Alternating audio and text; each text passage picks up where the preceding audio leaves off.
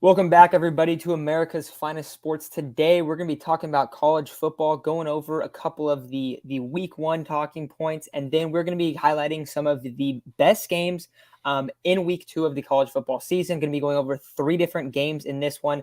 Going to be talking about Tennessee against Pitt, Kentucky against Florida, and Baylor against BYU. Now, we're not going to get into those until the very last kind of part of the episode, but to start this one off, going to be talking about Will Anderson and his draft stock. So here with Broshmo, and we actually last time we were together, we were talking about Will Anderson as well, just kind of him as a Heisman candidate actually, and just talking about if anyone's going to take home the Heisman as a defensive player, it's going to be Will Anderson. He's that guy. He's that elite of a player. Now, I hadn't really been following that much on like the off-season draft stocks and kind of where people are picking guys to go. But I had always assumed that Will Anderson was picked to go number one just because of how insane the traits were. However, you have two good quarterbacks in this class, C.J. Stroud and Bryce Young. So my question to you is Will Anderson a lock to go first overall in next year's draft? Oh, absolutely not. Think about the teams that are going to be drafting probably first overall. I mean, you got like the Seahawks, Falcons, maybe the Texans. Who really knows? But those are all teams that are like very quarterback needy. You got Bryce Young, you got C.J. Stroud. Anthony Richardson might throw his hat in the ring in that like mix. So quarterback, it's the most vital position on any roster. Team wants to get that right. They didn't have that luxury this past draft season. So I can imagine like Will Anderson will probably be the first not quarterback taken. But when it's all said and done, if it's a team like that, I think they go quarterback. You almost go quarterback all the time.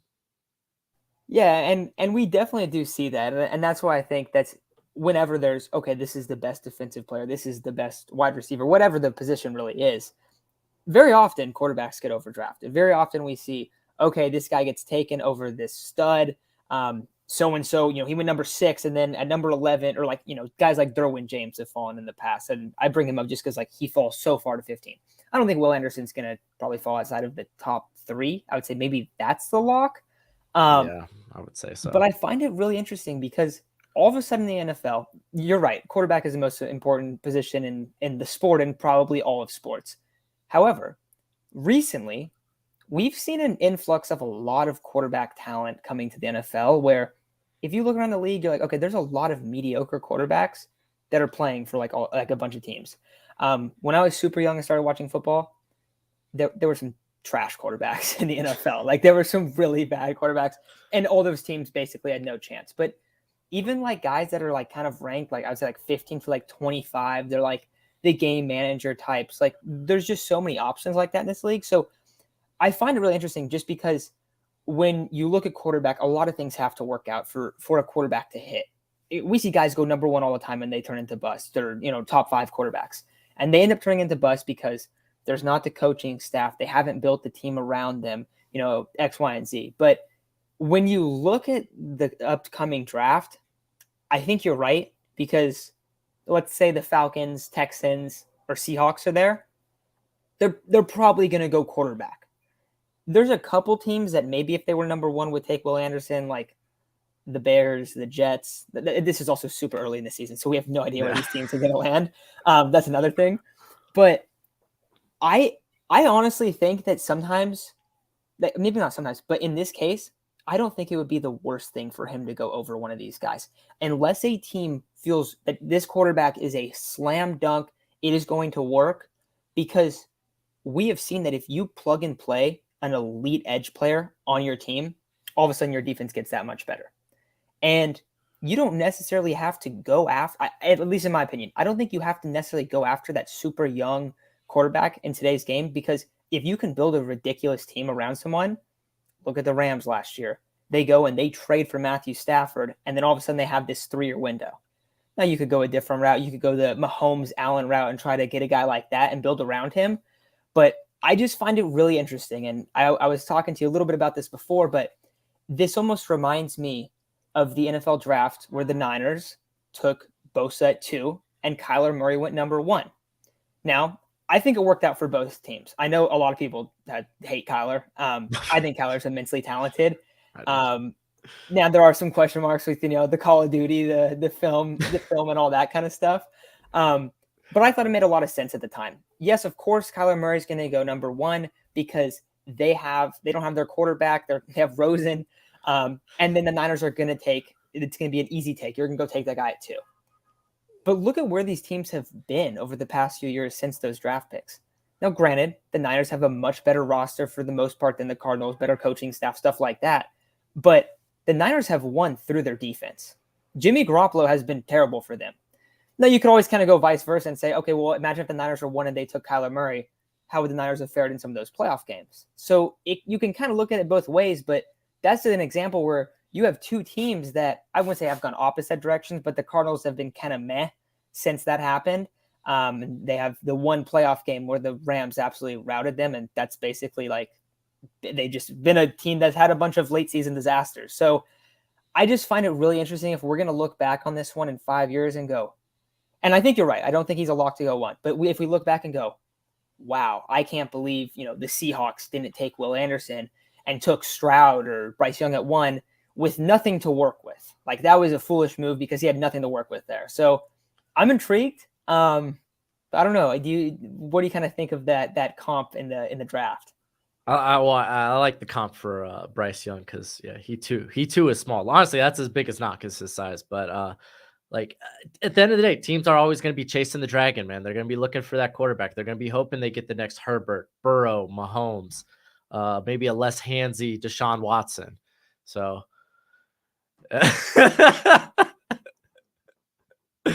So yeah, they're going to be looking for those franchise guys, and if they think there's elite playmakers, which I think there's going to be this year, like Stroud has we talked about this before, the ideal size, ideal arm strength. I really think Bryce Young has just these intangibles, and then there's Anthony Richardson, who by the end of the year we could be talking about like a Cam Newton or Josh Allen type, just athlete at the quarterback position.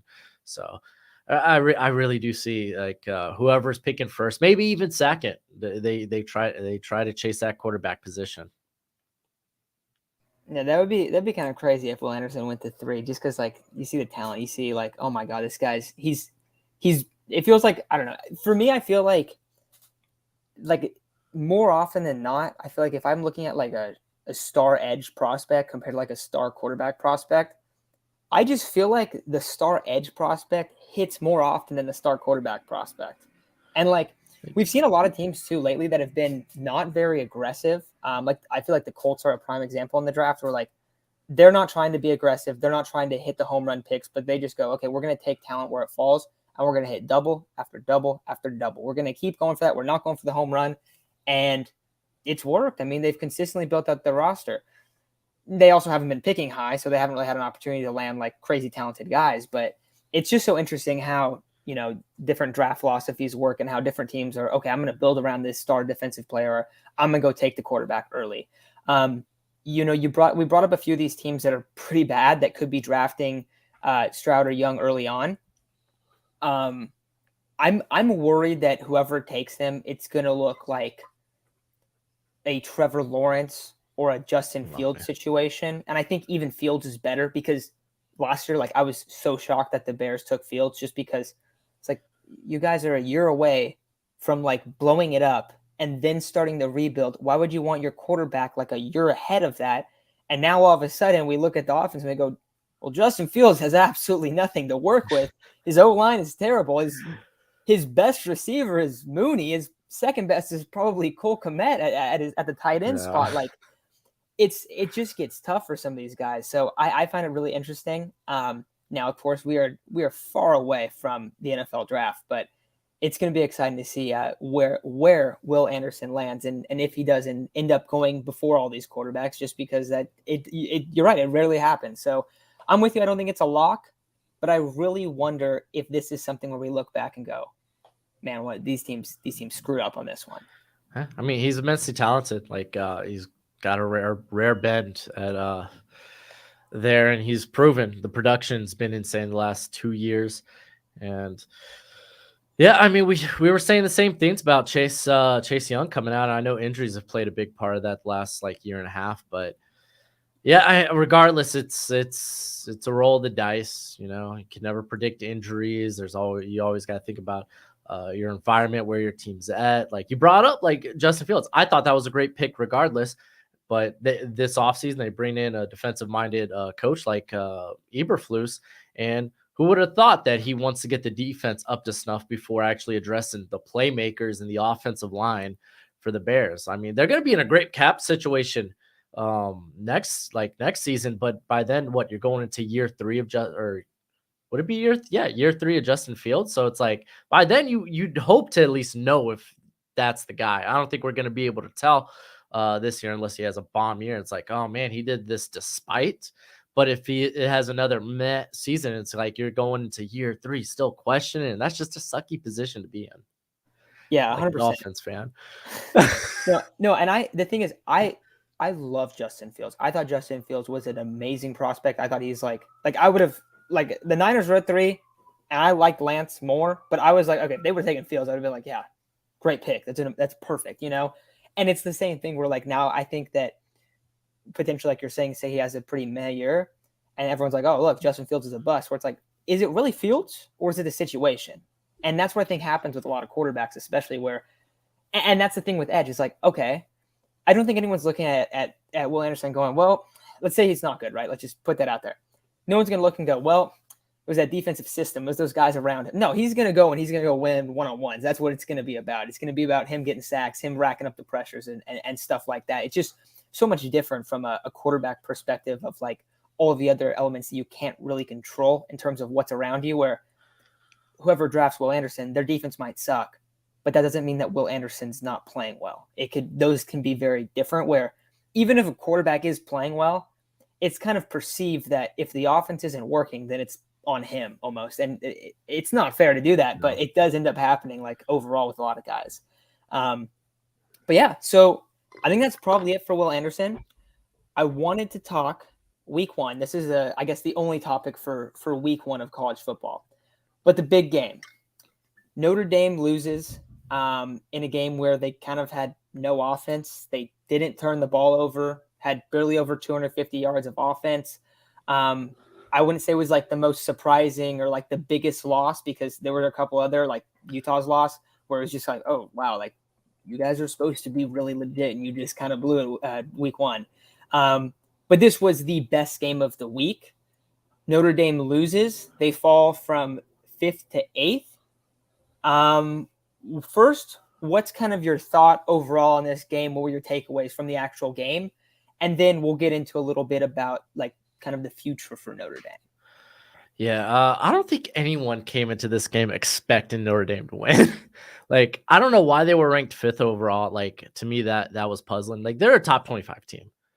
But like, especially after what we saw Georgia did to Oregon, I feel like this could have been way worse. Like, honestly, if someone would have told me this would have been like 49-3, I wouldn't have been surprised. Like, I expected Notre Dame's offense to come in and struggle. Like, I have huge questions about them at quarterback, and for the most part, their quarterback was more of like game manager, rhythm type of passer. They don't really have a lot of playmakers, but I like how hard this team played. Like, especially like the defense. I know they kind of like faltered late, but like they want to play hard for their coach. And like seeing this team be competitive against a team like Ohio State, I thought was a big takeaway, even though it came away as an L.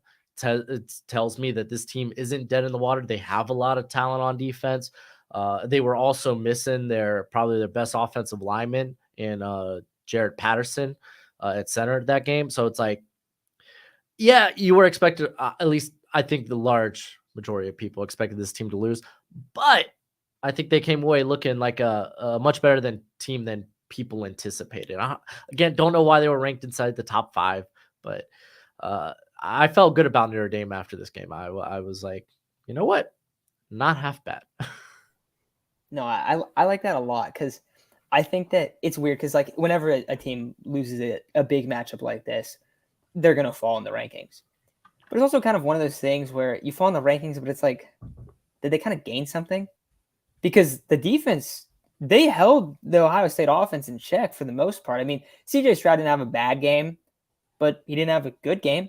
They scored, they were what? They were, I want to say they were up like 10-3 or 10-7 early on in the second quarter. And then a couple touchdowns in the second half ended up putting Ohio State over the top. But they also scored really late. Like it was 14-10 pretty deep into the fourth quarter. It was a game the whole time. And I like that you bring up that Oregon game because Oregon got absolutely smacked. And like you're saying, it could have looked like watch. this.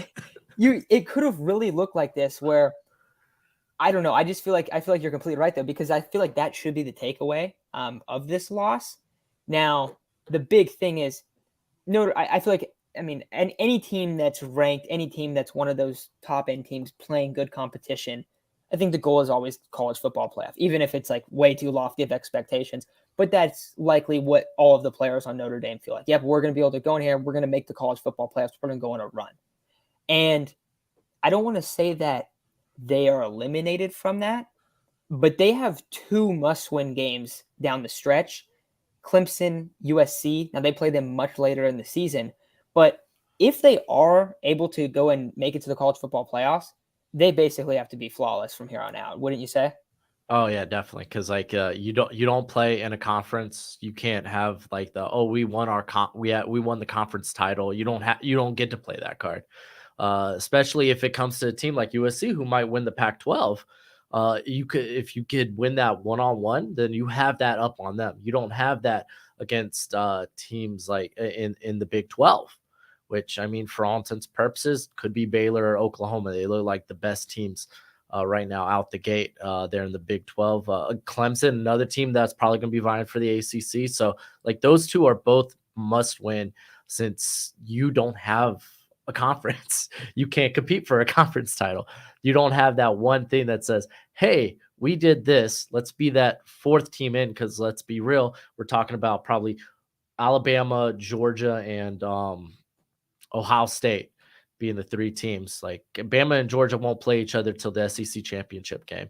And it doesn't matter who loses that game, that they're probably both those teams are going in. Yeah, I completely agree, and that's why I think that you're going to look at those Clemson, and it also kind of depends. How good is Clemson? You know, It's a good question.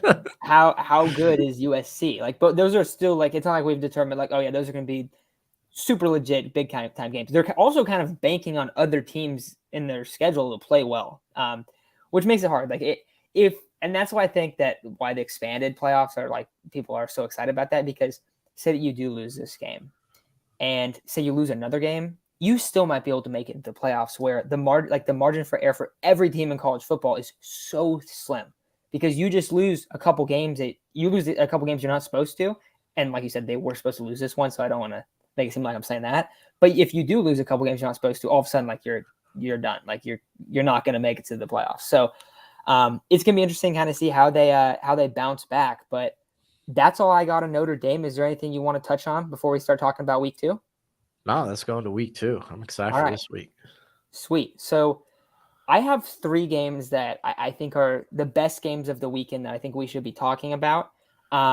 We can start it off with Tennessee against Pitt. This is going to be a very interesting game. Tennessee is ranked lower than Pitt. They're almost a touchdown favorites. But this is one where Pitt's coming off of a very emotional win with, I want to put this out. I want to shout out to this person.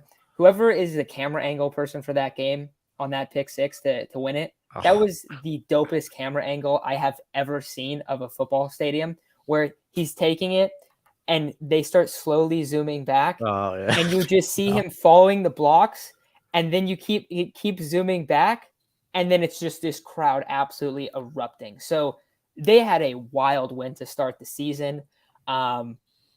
Tennessee, they had a recent coaching change, a guy from UCF, but he looks like he's kind of rebuilding that program a little bit.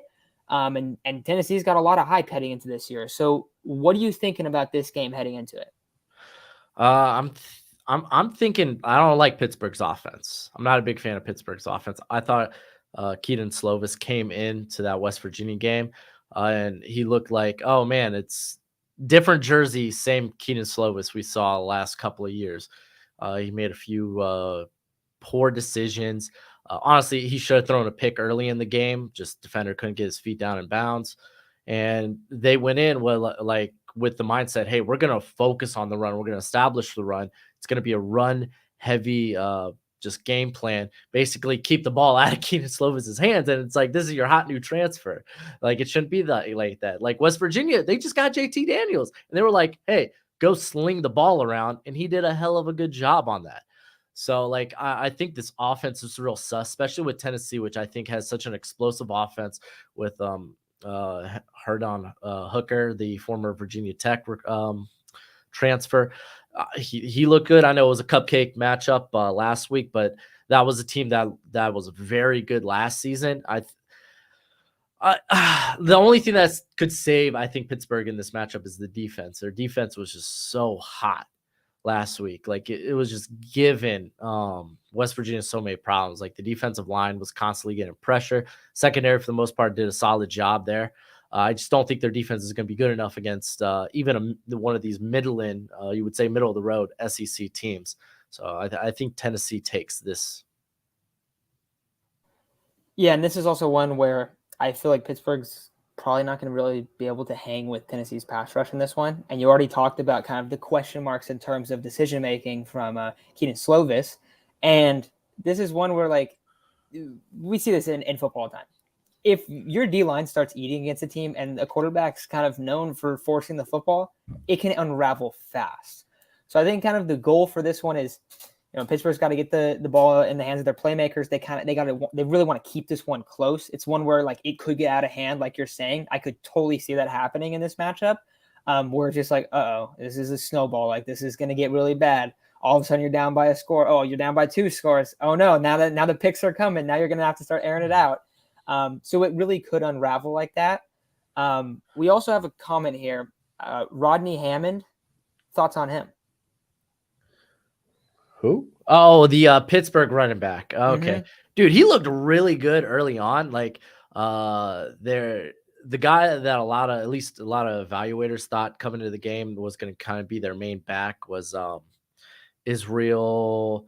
His last name's so hard to pronounce. It's like a Connie Candy or Kanda, something like that. But they thought he was going to be the main back, and he kind of like just became like the scat back. He just faded into the background. Like Haman just like blew up. This guy's so strong, good contact balance. Like I was watching the game and I was like, man, this guy's not eligible till 2024, man. Kind of like ready to start grinding tape on him. We only got him through one game, but I like what he did. Because that Pittsburgh offensive line wasn't really providing much of the way of run blocking or pass protection against West Virginia. So yeah, I'd be excited to see him going forward. Yeah, and I think in this one, this is probably another game where if they're going to be able to pull off this one, he's going to have to play well. Guy, low center of gravity. He's only 5'9", true sophomore, I believe. Yep. You said 2024. But I don't think he redshirted. And he's a guy. I mean, last week he had I think it was like 120 yards. He had like 7. He had a couple touchdowns. I think he had a couple big time receptions too in that one. Yeah, but his first tutty was just mean, dragging guys. It was great. Yeah, so that's kind of what Pitt's gonna have to rely on. So the second game I have is Kentucky, Florida. I feel like I know you follow NFL draft, very, very, very big time. This is a good one for that. If you're excited into the NFL draft, this is one where you have 2 potential first round quarterbacks. We'll see how it turns out, once the draft comes around. But these are 2 guys, and they're also 2 very different quarterbacks. So Kentucky, Florida, Kentucky had an easy win, I think, last week. Yeah, they had a cupcake, Miami, Ohio. Yeah, but then Florida beat Utah, which was a big time upset. So see if Florida can kind of ride high on that one. Their quarterback, Anthony Richardson, is a tremendous athlete. Last week he had over 100 rushing yards, and a couple sweet plays in that one. Where Will Levis is more pro style, kind of sit in the pocket, spread the ball around. So very different styles in terms of the quarterbacking, but this is probably one where a lot of teams are going to have some eyeballs in this game. probably going to see a bunch of NFL scouts here just because whenever you have like the two quarterback matchup, people get all excited and scouts are drooling over this one. So what do you think about both these quarterbacks and what do you think about this matchup? Yeah, well, like, because that Utah-Florida game was so close down to the wire. That was a good win for Florida. They're a lot better than probably a majority of people expected. When it came to like not Slovis, Levis, there we go. He didn't exactly have an ideal outing. He didn't get hot till late against Miami, Ohio, and this is Miami, Ohio we're talking about. But he's another guy that's actually a pretty good athlete. That's pretty tough to bring down. Obviously, not to the levels of Anthony Richardson. AR-15 is a different dude. I'll just say that. But some of the things that a lot of people were questioning when it came to Will Levis was like, okay, early on, like the decision making wasn't always great. He wouldn't necessarily go through his progressions. And I think that was kind of stuff you saw early in the game. Like he made a few dicey throws, and he didn't necessarily go through his progressions all that well till later in the game. And it's going to be tougher this time around with Florida. That's a much better defense than Miami, Ohio, So it's like, man, Godspeed, Will Levis. They're missing their top back in Chris Rodriguez because he's suspended. So it's like, I think this is actually going to be more of an uphill battle for Kentucky, especially considering that defense lost a lot of guys to the NFL last year. And good luck trying to stop AR-15. Their offensive line looked really good, I thought. One of their transfers from Louisiana, one of Billy Napier's favorites, Osiris Torrance, had a banger game. That guy's going to probably be a highly sought out draft pick day 1, day 2. So like I honestly think this is Florida's game to lose. So we'll see. We'll see with that one, but yeah. The line agrees with you. The line's Florida -6 in this one. Is it? So, yeah, you feel like that's about right, probably? Yeah. Yeah, so it'll be interesting. And I feel like this is kind of one of those games, too, where I think ideally, just from a viewership standpoint, you hope that this is kind of like, all right, shootout, shot for shot.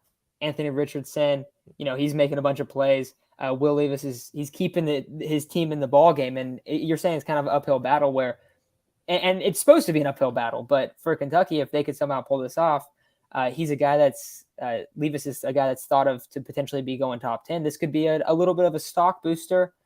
I'll also add, I don't really believe in draft stock that much. I think that's more of a media thing. Like, I think everyone's like, yeah, no, this is who this guy is. But in terms of getting the hype and, everyone getting excited about a prospect, I think this is a good one for that. I think, I feel like especially for quarterbacks in the whole draft process, like you always pick out a few games of the year, like, oh, that's the one.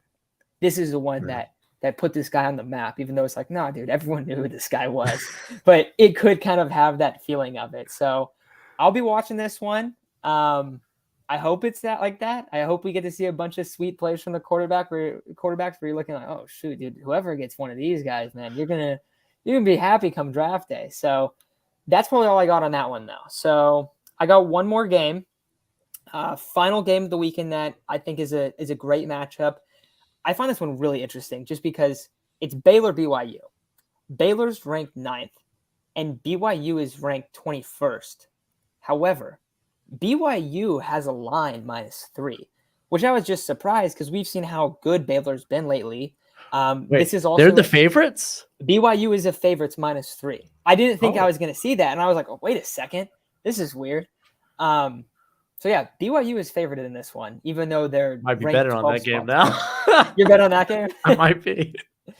So okay, so you say you're bet on this one. So you like Baylor a little bit in this one? I think I like Baylor a lot more. I really don't feel like this BYU team's that good. They had a nice matchup against South Florida last week, and I think that's good and all. But like Baylor is this defense, they lost a lot of guys, but that not along that defensive like front. I think they're gonna mob BYU. Like BYU's got some nice guys on the offensive line. None of them are particularly very good run defenders, though. I don't really trust entirely Jaron Hall, their quarterback. The guy could sling it a little bit, but especially over the middle of the field, he is he is a bit dicey for the most part. So like, yeah, I don't know I don't think they could do anything offensively against Baylor, and uh, defensively, I don't think BYU is all that great. I'm surprised that I'm still shocked that Baylor's the favorite in that game. Holy moly, dude, that's gonna be real telling. Wow, man. I think or Baylor's gonna run away with this game. All right, so I'm gonna have to hammer that line too.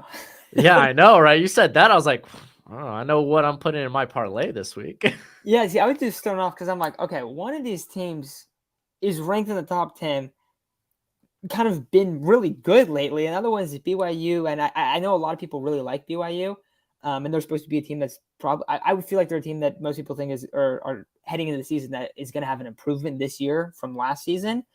So maybe that's part of it. I will say one thing that's interesting is Jaron Hall. So these teams met up last year. That's okay. This is another thing too, and you brought up that Baylor did lose a lot of guys, but they met up last year and Baylor won. Let's see, I have it right here. 38-24. They won by 2 touchdowns. Now, Jaron Hall actually had a really good game in that one. He threw for around 350 yards and like kind of tore up Baylor's defense. When you're trailing, you have to. Yeah, but Baylor ran all over them. So you look at like his outing of like, oh yeah, he threw for all these yards, but they were losing all game and the ball was getting ran all over them. So of course he's forcing the ball all game, but it's going to be interesting. Do have one question, elevation concerns for Baylor, because that's always kind of a thing with BYU. Yeah, I don't know, man. I don't think so. I think they'll be fine. Does anyone have sickle cell that I'm not aware of? But wow, man, Baylor being the underdog in that game. That's a better week right there. All right, anyone listening, if you guys want to get some cash, you know where to get it on this game right here. But yeah, those are the games that I had. Broshmo, any other games that you're kind of looking at that you're excited about, or any storylines or stuff that, because I know you said you've been talking about college football, streaming about it all week. So is there anything that you're like, okay, I want to bring this up real quick? Yeah, if you're Texas, don't lose 49-3 to Bama. Don't pull an Oregon. They kind of Texas. They kind of ran over Louisiana Monroe, which you should. But I thought Ewers in his debut, he looked like a guy who was just like making his first start. So you're gonna have to be better than that. So yeah, if I'm Texas, don't get blown out. There's like a few underrated games, like Kansas State, Missouri's I think gonna be a fun game. But oh man, let me go. I'm running through the schedule real quick because there's a lot of other cupcake matchups. I think Arizona, Mississippi State's going to be a shootout. Like, I think that's going to be a fun game to watch. Arizona looked really good after week 1. They brought in this UTEP transfer receiver, Jacob Cohen, and the guy's electric after the catch. He's like 5'11", 175, but holy moly, dude. That dude is legit lightning. I'm hoping Iowa State will be more than 7-3. Iowa probably had the most boring game I've ever laid eyes on. A game where you win 7-3 and you didn't even score a touchdown, 2 safeties and a field goal. Freaking wild, freaking insane. I can't believe that. But yeah, outside of that, like there's no real like I would say big man. I guess USC Stanford. This is USC gets to face a real team. Stanford, they have a potential first rounder in Tanner McKee at quarterback. So I really like that. I just think USC kind of they have more of the firepower, unfortunately. Yeah, and I will say, so not tonight, but McConnell of the channel, he was talking to Bills last night, kind of previewing a little bit of their season and the game. He is a Stanford fan, and he says that every year that whenever Stanford is just complete shit, that's when they beat USC, and they always pull off the upset. So he's booking that one. He is booking a Stanford upset. Now Stanford hasn't quite been like the greatest team of the past few years. Definitely fallen off since the Andrew Luck and Christian McCaffrey days.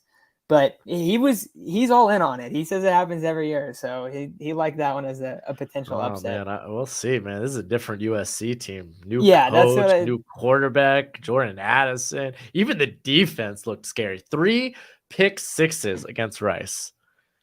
Insane. Yeah, that's yeah. There's some crazy things that happen. 3 pick sixes. You produce a touchdown with 2 safeties and a field goal. Yeah, and then like North Carolina, Appalachian State may have had game of the week. Shoot, LSU, Florida State. You think LSU is about to tie the game up, and the the block. PAT gets blocked, And and they that scored, was such a wild. It was game. 0 seconds left too, right? It was Yeah, time where it because expired. they got down to like the one with 1 second left, and it was just they scored, and then literally the special teams for LSU was dog water. They had 2 muff punts, a blocked field goal, and then the blocked PAT to cost them. Like LSU, man, they're whole. And now Keishon Butte might not be coming back, so that'll be interesting. Yeah, well, I think that's gonna probably do it for the stream today. Broshmo, thanks for hopping on. Super fun. We will see how this week plays out, and we're guaranteeing I don't know if we're guaranteeing it, but we're all but guaranteeing a Baylor quote unquote upset over BYU. So I'll be shocked. I'll be shocked if that game's within 14 points. Okay, you've talked me into it. I'm putting money down. I'm gonna put some down on that one.